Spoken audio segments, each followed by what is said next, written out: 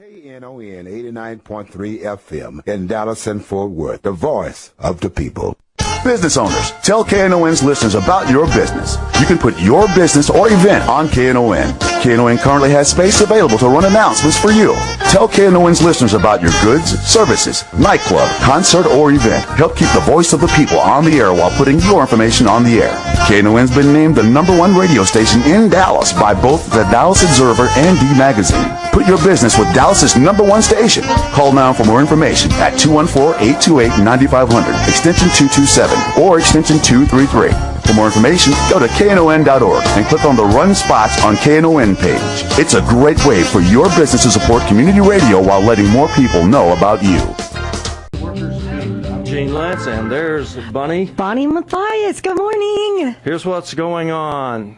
Unwelcome Alec is now decided to meet every Wednesday until the big show. Okay. That'll be Wednesday at 6:30 at 1408 North Washington, and they're going to do that until the last meeting will be July 23rd. First big action will be July 26th. The Texas Alliance for Retired Americans needs volunteers for phone banking. They're going to try to call every retiree that they can get a telephone number for to try to get them to participate in the Unwelcome ALEC business. ALEC is the American Legislative Exchange Council, and the reason we oppose it, well, there's a whole bunch of different reasons why people oppose it. But the retirees oppose it because they're trying to take everybody's pensions away, and they're also for higher drug prices. Last week I brought up something from Leviticus. I looked it up. It's Leviticus 11:10. It says, quote, "And all that have not fins and scales in the seas and in the rivers, and all that move in the waters, and of any living thing which is in the waters, they shall be an abomination unto you." So last week I brought up the idea that we should deprogram people who eat catfish, and certainly work on people who eat shrimp. And then once we've got everybody in Texas deprogrammed from eating catfish and shrimp, then we're going to move on Louisiana and get all them crawdad eaters, because that's a serious problem too, in my opinion. Now, Bonnie, you're laughing. I'm sorry, Gene. Well, this is very serious business. I know, and I apologize. Deprogramming these people that are eating an abomination. 972-647-1893 is our number, and good morning to Miss Brianna Brown. How do you do? I'm doing pretty good. How are y'all? What kind of things you do, Brianna? I wear a couple different hats. My day job, I work with the Texas Organizing Project. Right? I organize around healthcare. Oh, I see. And then I wear another hat. I'm president of the Irving Texas Democratic Women. And a lot of times, though, it's, those things intersect with one another, but I like to think it's all under the umbrella of social justice. Whatever it is that I'm doing, right. That's what You're working on social justice. I'm working on social justice. And did you go to the Democratic Party convention? I absolutely did. What did you think? It was great. I was on a committee that hosted the Ladies' Room. So we had really great programming there. You mean the Ladies' Caucus? Well, no. Actually, the Ladies' Room. They had the ladies' room. Yeah, that's right. I'm mixed up now. Yeah, okay. Well, because you're not a lady. There you go. You are more than welcome to come to the Ladies' Room. But we had a room that was dedicated towards a program around women. We had panelists around healthcare, education. We had county chairs, Darlene Ewing and Deborah People sat on one of our panels.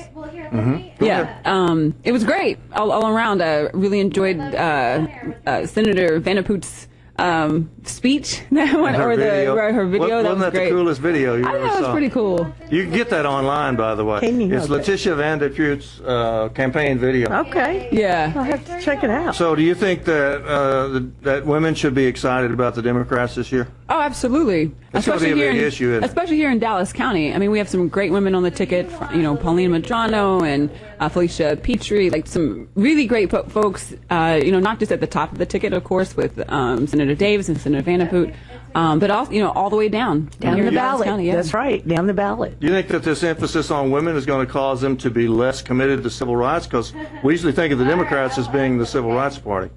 No, I don't think so at all. And in fact, here in Dallas County, women have really been the determining factor in our elections. Like, if we went to the polls, I was just reading an article actually about like how important it is just for the Democratic Party in general. Out in North Carolina in those races, I mean, they're really targeting single women as like that demographic that's going to be their margin of victory. I believe that the governor, you mentioned this, Bonnie, last week. I think the governor of North Carolina is going to come here to Dallas to explain how people should be doing everything during the ALEC. I'm so excited. Yeah, isn't that great? I'm really hoping that Reverend Barber will come and tell us how it really is in North Carolina, because, of course, that's where the Moral Mondays started and have actually spread to capitals throughout the country, which is very cool. You want to explain that? I don't know what that is. Okay, Moral Monday, the North Carolina legislature and the governor about a year ago started enacting some really racist voter suppression laws being passed, discrimination laws being passed for real. I mean, just really, really bad stuff. And Reverend Barber stood up and said, you know what, this is wrong. So the first Moral Monday was a couple hundred people that went to the Capitol and, chanted and prayed and tried to explain to people what was going on. And now it's grown into 50 and 80,000 people all go to Moral Monday every single week. Brianna, you want to comment on that? No, it's amazing. A big issue with the Moral Monday movement is about Medicaid expansion, which is something we're fighting for here in Texas. They won't let us expand Medicaid. They won't let them do it in North Carolina. They won't let them do it in North either. Carolina. And in North Carolina, it's 500,000 people who would benefit from Medicaid expansion. Mm-hmm. Here in Texas, it's triple that, 1.5 million folks. The issues that we're dealing with, they are moral issues. And if we can make a moral argument to those, maybe we can get some other folks on our side. Right. All right. Now, we had a couple of calls. One of them, the guy wants the Leviticus quote. It was of Leviticus chapter 11, verse 10. Leviticus chapter 11, verse 10. That's the basis for my campaign to get everybody to quit eating catfish. And Anthony's on line 3. Let's put Anthony on. Thanks for calling KNON, brother. How y'all doing this morning? Good. I'm calling in because, Brianna, first of all, I am the founder of the Irving, Texas branch of NAACP. I founded it back in 1994. And it seems like what the Irving, Texas Democratic women are trying to do is to do some organizing around issues here in Irving that are affecting a lot of people, and especially a lot of low to moderate income people. And I wanted to ask you a couple of questions. The Bible says the harvest is plentiful, but the workers are few.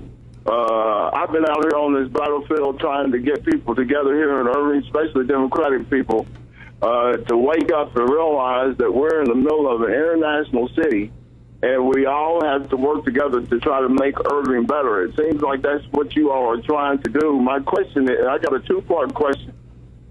It seems like you are trying to increase voter turnout in local elections. I've been trying to do it for about 26 years. Good luck, because here in Irving, because we've got an electorate that just demonstrated itself in the last runoff for the District 105 Democratic primary, where Susan Motley won 3-1. She won handily. I'm glad for her, but the turnout was horrible. I want to see what you are doing to try to help get out the vote. That's the first part of my question. That's a good one. The second part of my question is, we've got a tremendous communication problem here in Irving. Can KON become the voice of the people in Irving?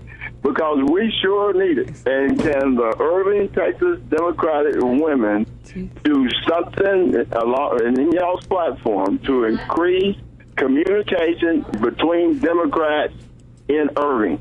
And I'll hang up and listen. All right. Thanks, Anthony. And Brianna, you want to take those questions? Sure. I'll take a stab at them at least. So one thing that we're doing with the Irving, Texas Democratic women, and I wear those couple hats, so I'm going to be switching between those two. We're going to do a big voter registration drive sometime in July, going to hot spots, trying to get folks registered to vote. I think that's one, obstacle. We were talking about ALEC. ALEC's goal is to shrink the electorate, right? So we want to make sure that folks are eligible to vote, at least clear that first hurdle of, registering to vote. So that's something we're going to be doing in July. It's with the Texas Organizing Project, we're going to do a really aggressive get out the vote effort. Here in Dallas County, we have about a staff of 13. We're going to swell to, a whole staff of probably around 80 people, at the height of our get out the vote efforts. And, we're targeting low propensity voters, quote unquote. We're going to, make as many passes as we need to literally get those folks to the polls. And we do it from like the very beginning where we talk about our issues. I think that goes to like maybe what part of what Anthony's question was, is that, you get people to the polls by connecting their issues to the ballot box. That's right.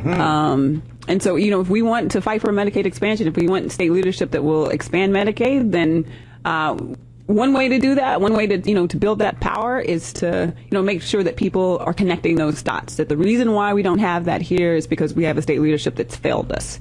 Until now. Until now. Well, hopefully, it's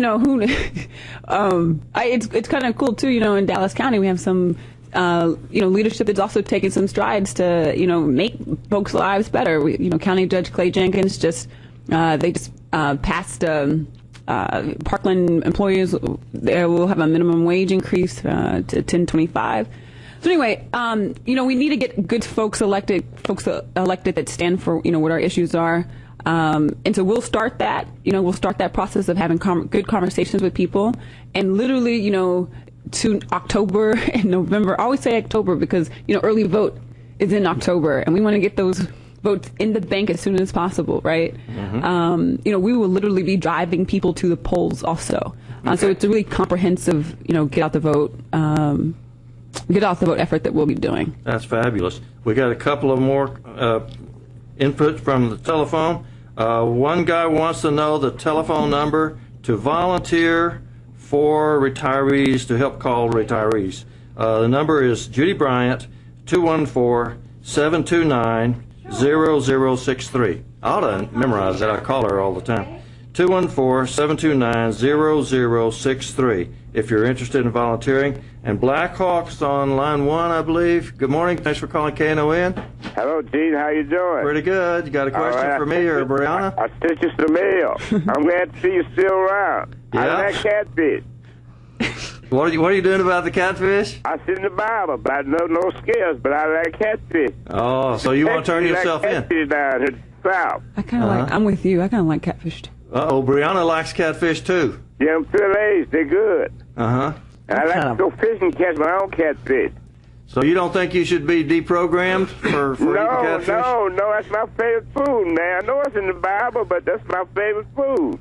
Yeah, but I don't know. Give my love to Elaine, okay? There's other stuff in the Bible, that people like, I know it's in the Bible. I read it. I know the Bible, but everybody down here, just the South, we love catfish. I see. Huh? So you're not going to be volunteering for our deprogramming program? No. no, G. Glad to see you still around, man. I see you. All right. Thanks so much for calling. Brianna, you want to comment? Well, I'm from Texas, right? So, I don't know if I'm giving up catfish anytime soon. Fridays, what are we going to do? I know. What are we going to eat on Friday? I know. Right? Friday night, that's catfish night. Catfish night. That's right. So I guess we're just going to have to, Well, the reason I got off on this is because the Republican Party met in Fort Worth, and they said they had to deprogram all the gays. And the reason was because it's in the Bible. It says it's an abomination for a man to lie with another man, and that's in Leviticus.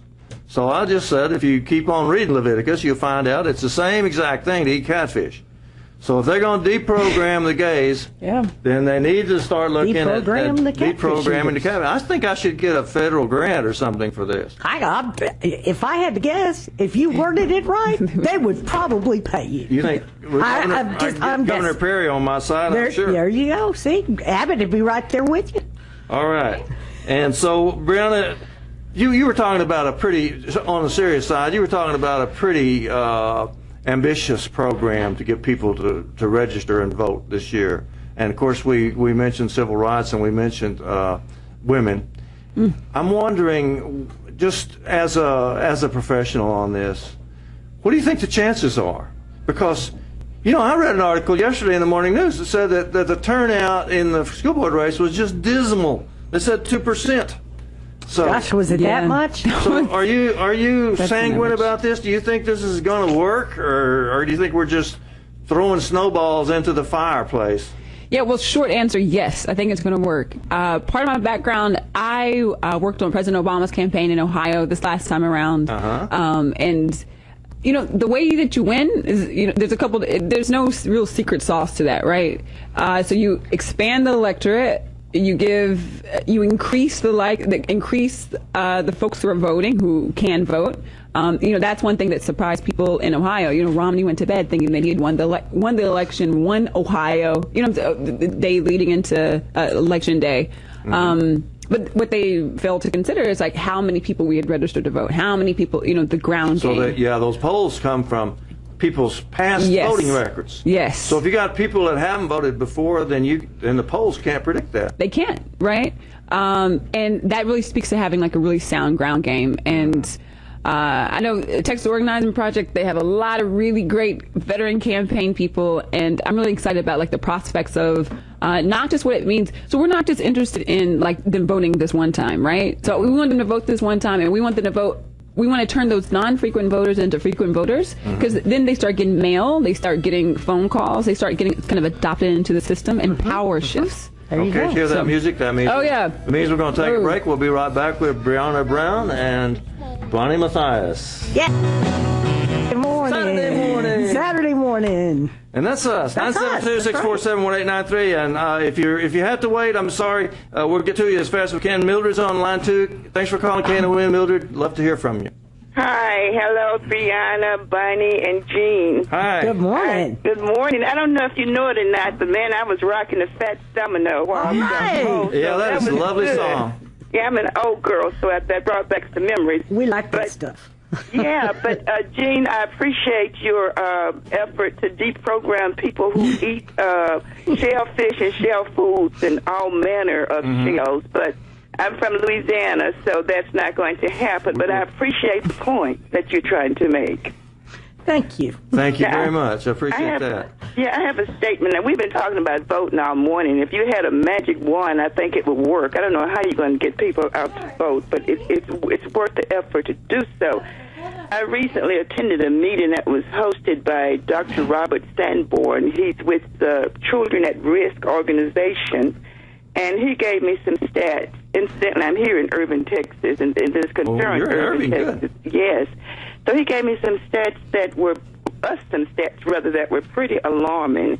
One of them is that 82% of the students in Irving ISD are economically disadvantaged. That's no surprise. 39% are English language learners. 68.5% are at risk. And what was very alarming to me, because I actually did not know this, that 79% of schools here in the Irving ISD are ranked as D's or F's. Is that a fact? That's a fact according to him, and I believe him. You believe that might have something to do with low voter turnout in Irving? Absolutely, and that is my point. That is the point that I am going to make. I'm going to do a quote here. It says that our freedom depends on a well-informed populace, and I would add to that it also depends on a well-informed populace that vote. And there is a direct connection. I know you guys have been speaking on voting all morning, but can you just draw a line, and this is for Brianna, between that low voting turnout and how people are being elected that do not have our best interests at heart? And this is just a carry through on what Anthony Bond just said a few minutes ago. Thank you, guys. Doing a good job. Thank you. Thanks so much, Mildred. Let's move on to Tom, because I don't want people to have to wait. Good morning, Tom. Thanks for calling KNON. Good morning, guys. How are y'all doing? Great. Great. Listen, I wanted to call in. I heard the previous caller, Anthony, and I worked on the campaign in Irving during the primary and the runoff. And Anthony mentioned that we had really low voter turnout, which is true, but also in our district in 105, we saw actually an increase in folks who voted by mail, and despite the fact that there was no exciting race at the top of the ticket for the Democrats in our primary, we got, quite a few folks out to the polls, and there was work being done by top. That's something I wasn't privy to because it was an independent expenditure, so I was hoping Brianna could talk just a little bit about the work they do for GOTV and those type of situations. And that's get out the vote. Those folks to the polls. Okay. let's let Brianna answer then. Yeah, well, thanks, Mildred and Tom, for your questions. And maybe I'll be able to answer both of them somehow. So, yeah, the top runs a really aggressive. Like, when we endorse a candidate, we really endorse that candidate. We want it to be meaningful. So in House District 105, we had a vote by mail campaign, targeting some of those. Targeting the folks that typically vote by mail, older folks. And we follow that up by, chasing those ballots. It's usually not enough just to send them, right? We got to make sure that we follow up with them. Coming into when the polls closed on May 27th and early vote totals were released, we'd won. It was game time by game, set, match. Susan Motley ended up winning that runoff with 75% of the vote. And I think it's just a real testament to what happens whenever you have a good ground game. Whenever you have folks who know how to win, I guess, is the kind of means to an end part, but, along the way, how to connect the dots for folks. That your vote matters, your vote counts, especially in these elections where there's such a low turnout anyway. Whether or not it's 2% or 1%, that means your vote is going to count even more. It's about kind of opening up the process for folks. And a lot of times that's it. It's a closed door. In our wonderful democracy, still there's lots of mysteries. Okay, let's let Lim on the phone. He's been waiting. Thanks for calling KNON, brother. Thanks for waiting. Yes, my name is Lim, and I'm a member of the Southwest Dallas Democratic Club. That meets every third Saturday, 10 a.m. at the Southwest Center Mall. Basically, we do a lot of re-engaging people into the democracy of the government. By registering voters and also exchanging ideas, listening from experts on different issues. One major issue that's concerning me right now is the immigration process that's stuck, and also how that affects the rest of the population, the citizens of this country, as well as the Medicaid also being denied to 1.5 million people of Texas. So how do we re-engage the populace that's not coming out? And how do we use the media, especially radio, to get to the people who are not engaged? Great question. Great questions. Bonnie, you want to take that one? I don't know. We're working ourselves. We are. Exactly. I don't know what the answer is. I know that talking to people and explaining to people the issues and the differences in what we do when we vote and when we don't vote. When we don't vote, unfortunately, the folks that don't have our best interests at heart do vote. And that's what happened in 2010. We got complacent. I really think that's what happened. We just got complacent. And what happened? We got slaughtered. And we ended up with some really serious right-wing folks that are scary. They're scaring the snot out of me. All right. Now, I just want to comment a little bit about Brianna's presentation. She's working on getting voter turnout, both as president of Irving Democratic Women and also as an organizer for the Texas Organizing Project. If you were a little bit wary, if you were a little bit discouraged, you ought to sit and watch her. Because you're only getting to hear her voice here on the radio. She's waving her arms around and her hands around all over the place.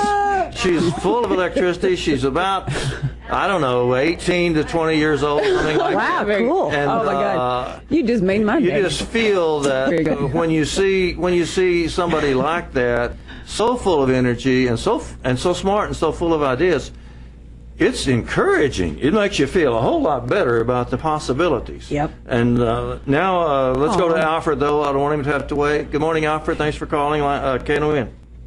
Good morning. Morning. Top of the morning. Top of the morning. How you all doing? Yeah. Pretty good. Let me say this. I'm going to say a couple of things. In the Bible, in the New Testament, Simon Peter went to Cornelius, who was a Roman, highly placed Roman, and he said, And the Lord sent a message down to there. I think it was Peter. No, I don't touch nothing that's defiled. But the Lord said, we open up a soup and all these different meats come down. And so the Old Testament was out. The New Testament, the Old Testament, the Old Will and Testament was replaced by a New Will and Testament. I see. Done by Jesus Christ, of course. That was his will and testament that was. And that was fulfilled. So you can eat anything you please. Now, because the New Testament replaced the Old Testament. Okay. And Social Security and all that welfare, Social Security and disability. Yes, sir. There's a big deal about people being on those by disability, getting on there and don't need to. They got a fella, I think in Kentucky or West Virginia, he said, you apply, he's a lawyer. Well, I mean, he had a big smile on his face, 100%. You can't pay all of them you get me. He's a lawyer, big time. I mean, he's pretty good. He's good. The deal is he has a lot of, underlings working with clinics and doctors and all that kind of stuff. They profiled him on 60 Minutes a couple of, 2 or 3 Sundays ago. Now, social welfare systems, including Social Security, disability, and all the like, were designed originally not to include domestic and agrarian workers. Agrarian workers, those are farm workers. Meaning, cut out all the, like the Hispanic who are working all out there, domestic, like the blacks working in these homes, all that. And the food service workers. Huh? Yeah, and the food service workers. You got that. 80% at least. And so that by decimated the South. In every way. Hurts the South, yeah. Also was a area. South seems to be kind of like the last thought everybody has. Yeah. Yeah. But the South is still the best place to live. I think Texas is the most supreme place to live on the entire planet. But I got reason for saying that because I've been all over. Okay. You got anything specific you want Brianna to comment on? Yes, that's a good Brianna. point. What do you think about all that? All right, let's let Brianna talk then. Let's face the fact, for example, that food service workers got a raw deal. Right. I don't know how you feel about that, but there is a movement underway to try to get them $15 an hour. Right. And and I know that that's going on, and I know that the labor movement is behind it. Yeah. The labor movement supports it. They didn't start it, but they're getting behind it. Yeah, well, what's exciting, and I can connect this back to voting, all across the country in cities like Pittsburgh and Seattle and Boston and New York, the voters have spoken, and they've elected some really progressive city council, school boards, and mayors who are doing just that on their own. Raising the local minimum wage. Raising the local minimum wage. Out in Seattle, it's going to become effective, I think, in 2017, is incremental increase, but it's a real testament to what happens when we get out there and vote. And those people were elected, in coalitions that were formed with labor and, kind of riding on the coattails of, all the people that President Obama's campaigns brought into the electorate as well. And there's no reason why those things can't happen here in Dallas and in Irving. When we can start understanding that, if they can't do it on a national scale, they can do it on a local scale. And we can do that. We can have that kind of power if, we go to the polls and vote. If, we continue to form these coalitions. And, we have great examples all across the country right now. So that's really inspiring, at least to me. Yeah, and actually you and your organization have got something to do with it, too. I know that in Houston, the head of the AFL-CIO told me that they had knocked on several $100,000 doors. The labor movement, working with TOP and SEIU and some of the unions, that they'd actually knocked on several 100,000 doors and had created a mailing list of over 40,000 people that were interested in getting active. Can we get something like that happening here, and can it happen in Irving? can't it? Right? I mean, that's what we do. The bread and butter of organizing is about, making those like one-on-one human connections all the time. And we do that using, the greatest tools in the toolbox, which are, having phone conversations and looking at you, at your doorstep. We've done really big canvases. Texas Organizing Project has done really big canvases in Irving around the Affordable Care Act. Do you go knock on doors yourself? Yeah, I have. I mean, we absolutely did when we did. Let's say you knocked on Bonnie's door, and you just knock. Yeah. Bonnie, you say, what do you say? What do you want? Okay. No, I'm not like what do you that. say? Are we going to do a role play? Is this a role play? Oh, this should be fun. Let's hear this. Well, let's see. It depends on what we're knocking about. Most recently, we were knocking on the doors to, help get the folks elected.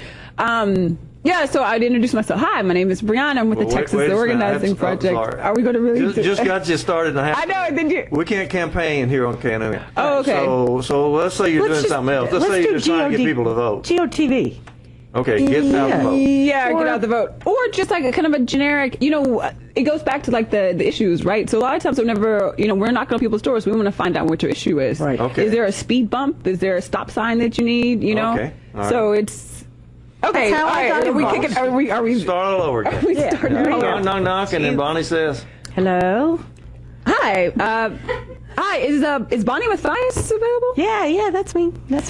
Hi, Bonnie. My name is Brianna. I'm with the Texas Organizing Project. How are you? Oh, I'm good. I think I've heard of those people. They have like turquoise shirts or something? Yeah. Okay, Teal, yeah. Okay, yeah, right. I've seen them on the news and stuff. Our goal is to turn Texas teal, of course, right? Cool. I like that, yeah. And in part, the way we do that is by having these conversations with folks in neighborhoods and communities that we organize. And I'm just here today. I was curious. You have a sense of what we do as an organization. What are the most important issues to you? Well, out here in Pleasant Grove, it's we have a real problem with stray animals and code enforcement issues. Right. So, we fight that a lot. Yeah, you do. And I imagine it sounds like it's a problem that probably doesn't just affect you. Oh no, it's the whole thing. It's the whole neighborhood. Yeah. So you've talked to other people in the neighborhood who've said that these stray dogs are an issue. Yeah. And our council person, he has really been on board with helping us get the situation under control. So, but we could probably use some help doing some other things. Okay. Yeah. Whenever you said your councilman helped you out that way, so it wasn't just you who went to your councilman? No, we have a few people that we meet like once a month and about issues around the neighborhood and stuff. So, a few of us, we called the councilman and he was right on board. Yeah, see, that's how we get things done, right? We have to organize. Yeah. Rarely is it that you can go and, have your voice heard, but if you go with 10 of your friends, chances are, he'll listen to you a little bit differently. Yeah. I'd like to do that maybe with the mayor. Yeah.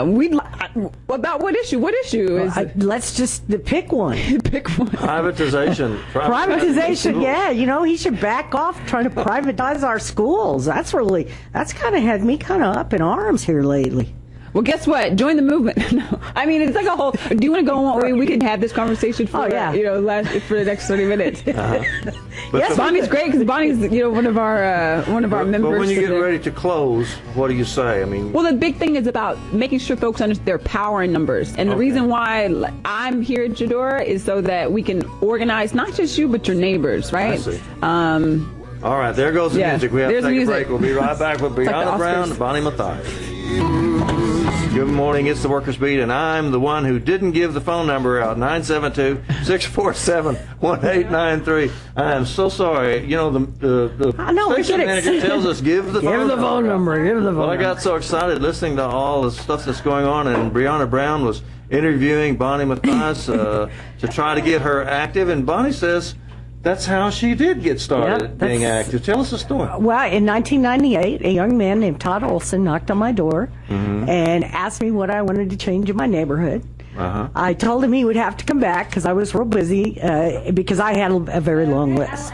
And he came back and we sat down and talked for about 4 hours. Wow. He signed me up. That was back in the Acorn days, back in the olden days. Did you say 1998? 1998, and I got very involved with the group. Ended up And he turned Bonnie Right? Mathias loose on the world. It was amazing. I mean, I got elected to the National Association Board. I was the only Anglo on the board from people all over the country. And they elected me. Now you're vice president of the biggest CWA unions? Local 6215. So, I mean, and it all started in 1998 when Todd knocked on my door.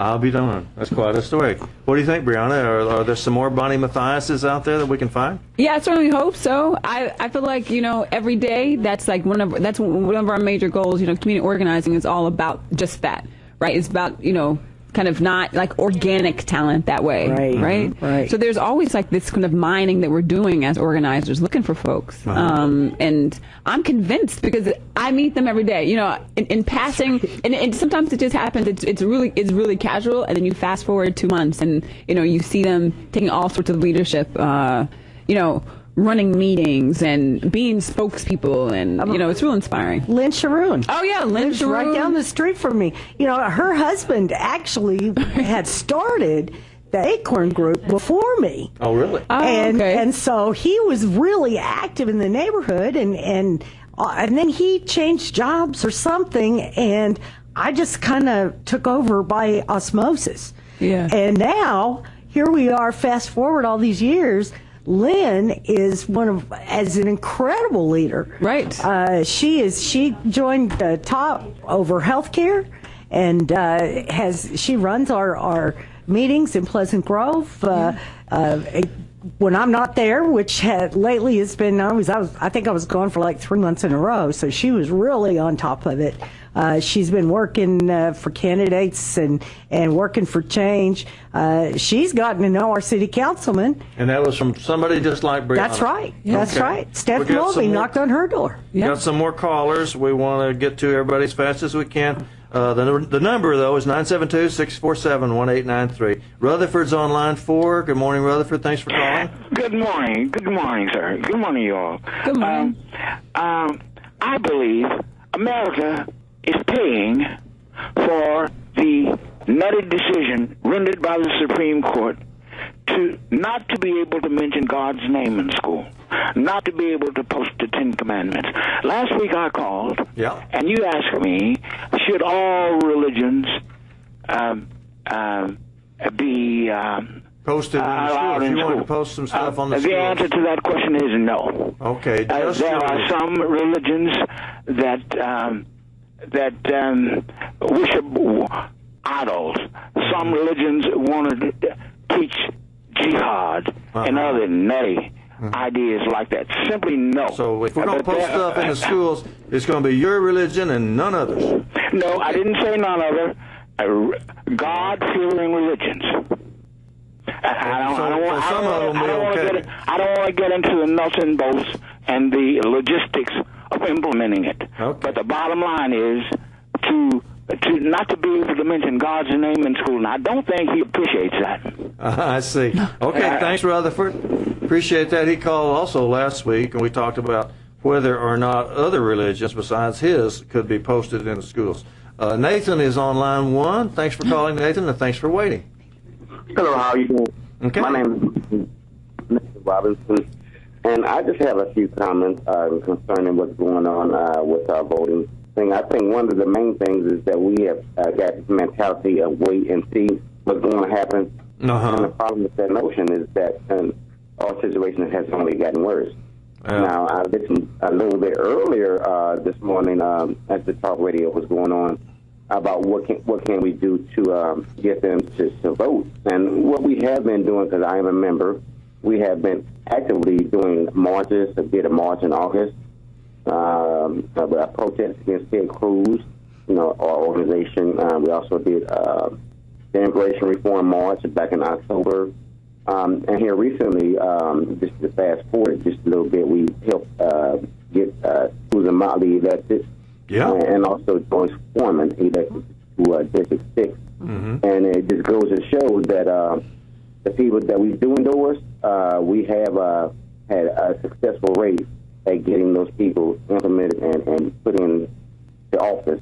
So what we're trying to do is make sure that we get everybody involved and let them know what's really at stake. Yeah. And we stand to lose a whole lot if we don't. So we have to stop letting these people get into the driver's seat and driving us straight off the cliff. Mm-hmm.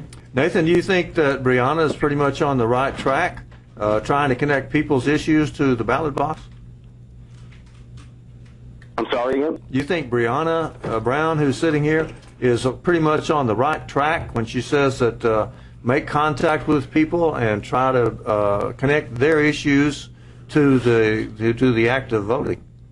That is true. I mean, the only way that we can reach like South Dallas, Grand Prairie, well, not Grand Prairie, but Pleasant Grove and Lake Highlands is go door to door and talk to people and find out what the issues are and get them involved. Because as Breonna did say, there's power in numbers. I see. And as an organization, we've proven that to be the case when it comes down to electing. So the main issue is trying to find out what buttons to press to get people to go out and vote. I see. Primarily on most elections, only we turn out to vote for presidential elections, but we have to make sure that people know that this midterm election is very important because they will decide these little laws that would undermine like the presidency, which we've seen over and over again with Congress and the Senate. And, these are things that we have to get done, and we have to make people realize, hey, we can't just sit back and hope that they're going to do the right things, because they're not. So we have to organize and make them do the right thing. All right. I have to say that Nathan is one of our, it's a top member who's amazing out in Irving. He's really taking on leadership, and he was found similar to how Bonnie was found, you know? I was in Irving, walking around, not in my own business. Right. And you found Nathan. And I found Nathan, who's just been really phenomenal in what we've been trying to do. He's a big advocate for Medicaid expansion. He would qualified for Medicaid expansion, and we expanded it here in Texas. So he's a lot of skin in the game. I see. Yeah. So it does work. And also, I want to say something too, because this has been called the darkest hour on radio, because we're always talking about bad things that are happening. We can't help it; so many bad things happen. I know, but we try to lighten the mood. But I want to get to this one point. Is it fun? Do you like it? Do you feel better? Or is this something grim that you go out and I have to knock on another door, I have to talk to another person? Or is it? Oh, no. Or is it when you start to participate and be part of things? Is that a good thing? Well, absolutely. I mean, yes, right. Absolutely. For me, people ask me from time to time. They're like, "Is this your job?" I'm like, "It absolutely is," and it's kind of phenomenal that this is my job. And you said that before. I happen to be a professional at this. And it is, I do say this, but we don't organize to make people feel good. We organize really for power. Yep. And power makes you feel good, doesn't it? No, it does. It does, but it's not that. I much rather have power than a warm and fuzzy feeling, Yeah. And so we always want to make that connection for folks too, that, it's not, of course, it's amazing that I get up, I make my little turn on El Dorado every day, and a little smile creeps up on my face, because it's I have this opportunity every day to fight and kind of to be part of it. Oh yeah, El Dorado, not I don't know what else could it It's possibly. the street down by the top office. Okay. Thanks for clarifying that. It's a little street that I turn down, and I smile. It's not the car she's driving. Oh, it's not the car. I was trying to think of what else El Dorado could possibly be. But we do this for a really specific reason, and there's ways to measure how successful we are in the process. And it works. And it has worked. We got a president elected, didn't we? My point is that it's not something grim. We're forever doing this on this program. It's really unfortunate, but so many people call and say, if people don't get off of their seats, that doom is coming, and and it makes it sound like something you're getting into some dark area, or something. And the fact is, it's kind of fun. Yeah, it is. It is. It is fun. It's kind of a good thing. 972-647-1893. George has been waiting. Thanks for calling, George. Good morning. I had a question in regards to commercial driver's license and a regular license. my question is, I got a speeding ticket on my personal car, which is a regular license. Now, because I have a commercial driver's license, I cannot take defensive driving class to remove it from my record. I didn't know that. Yeah, and so the thing is, what I want, like, get direction as far as who could help me introduce a bill, or who would I speak to that, like, hey, listen, when I'm driving my personal car, I shouldn't be held on a commercial driver's license. This is a regular car. So you need to start with your state legislator. Wouldn't you say that, Brianna? I don't know. Find your state legislator and write them a letter, or go see them or call them. I'd also talk to an attorney. I mean, there's all kinds of traffic attorneys out there. Well, I'm trying to get the law changed. If I'm driving a commercial vehicle and I get a speeding ticket, yes, I'm in a commercial vehicle. But if I'm driving my regular car, I shouldn't be held on a commercial vehicle license. I see. I'm driving a regular car. I could take defensive driving class like every other citizen in the state. Yeah. Because I'm in a personal car. But they don't separate the two. You're held on a commercial driver's license at all times. Well, we're going to have to ask the public at large on this. Yeah. What do you do if you get busted on one of them and you still got the other one? So let's go on to Michael. It's calling on line 4. Good morning, Michael. Thanks for calling KNON. How y'all doing? I'm just wondering, do that guy have 2 separate driver's licenses? No, it's one license with a commercial. Yeah, but I'm saying usually, I mean, I got CDL when I had operators, and then when I got my CDL, I turned the operators in, and then they gave me one. He sounded like he's got 2 separate licenses. Operators. I think he just got the same thing you had. Yeah. You know, but I just wanted to call in about that guy that called last week about religion and stuff. So I'm just wondering, you know, some of these folks, they thinking it's just as crazy as the people that we trying to fight against. You know, I mean, you know, who died and how he have the right to say what religion should be allowed and what religion should not be allowed, you know? I mean, I don't consider myself a Christian. You don't? You know, and I'm not a Muslim either. You know? And but still, I don't care. For my granddaughters go to school, I don't care what religion they got in there. You know, why keep one out over another? You know, and see, what I'm gonna do, I'm gonna have my granddaughters to start coming up with some names for some of these unknown mental diseases that these people have. They need to be named. Yeah, that's a good point. I mean, he just want Christian in there. Everybody on the planet ain't a doggone Christian. That's right. And don't have to be. No. That don't make them no less. I don't know how it breaks down. Is the Christians the most people? No. They're not? The most? No. What is the most? I would say probably Muslims. Muslims or Hindu. A billion and some Muslims. Well, what about what are they in China? They got the most people in China. Hindus or Buddhists? Hindus and Buddhists? You know, I mean, these folks is just ridiculous, you know. Yeah. So I just had to call again. You know, and if the Hindus was to start posting stuff up in the schools, I don't know what they would post. What would they put up?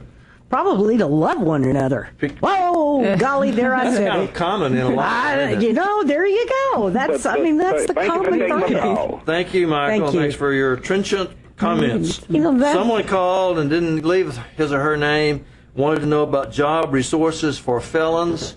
Imani knows about that, and he often calls, but I don't. You may want to. You said they were going to have 80 people on the ground. Is a person who has got a felony conviction but has cleared their paper, can they apply to be an organizer, or do you know? Yeah, well, they can apply, right? And then there's an application process, and I believe there is a question on our application that asks about a felony. We do know that a felon, someone who's been convicted of a felony in Texas, can vote once they clear their paper. That's right. As long as they're off paper. Because in some states, if you get a felony, you can never vote. But in Texas, you can if you're off the paper completely. If you're not on parole and you're not on probation. Or on any kind of probation. That's right. You can register to vote. That's right. No, absolutely, and that's another one of those hard fought things, right? That didn't just like happen. That's right. I always find it fascinating that in some states, like in Virginia and Maine, so the vote is never attenuated. So even if you are in prison, you can still vote, right? Wow. Yeah. In Virginia and Maine. Oh no, Vermont. I'm sorry, Vermont. the other V, right? In Vermont and Maine. Bernie Sanders. I know. Thanks to folks like He's that. my of course. hero. There's somebody's going to promoting Bernie Sanders for president. I know. Yeah. Wouldn't that be awesome? Why not just expand? Everybody should be. If this is a true democracy, we should want as many people to participate as possible. I feel like that's an essential part of that DNA. You would think that. Yeah. You would. But then we have all the voter suppression laws that are coming around in mostly southern states. Imagine that. But slowly but surely, these laws are being struck down as unconstitutional. It's almost time for us to get out of here, so we better give Brianna some time to give people an idea of what they should be doing, how they can participate, what is the message that she would like to bring. Well, okay. Well, one, participate. There's so many ways to do it throughout Dallas County, throughout DFW. You can do it, and I feel like one of the most effective ways to do it is just in your neighborhood, right? To start having those conversations with your neighbors, with your friends, with your family. Yeah. I mean, those are the most persuasive ways to get folks to the polls. Right. Oh, here comes in the Dax record. Here comes the music. Yeah, here comes the music. All right. Thank y'all so much. Thank you. Thanks to Bonnie Mathias. And thank you for listening. It means the world to me. This is Gene Lantz, and we're signing off until next week. See you next week. Knon 89.3 FM in Dallas and Fort Worth, the voice of the people. Business owners, tell KNON's listeners about your business. You can put your business or event on KNON. KNON currently has space available to run announcements for you. Tell KNON's listeners about your goods, services, nightclub, concert, or event. Help keep the voice of the people on the air while putting your information on the air. KNON's been named the #1 radio station in Dallas by both the Dallas Observer and D Magazine. Put your business with Dallas's #1 station. Call now for more information at 214-828-9500, extension 227, or extension 233. For more information, go to knon.org and click on the Run Spots on KNON page. It's a great way for your business to support community radio while letting more people know about you.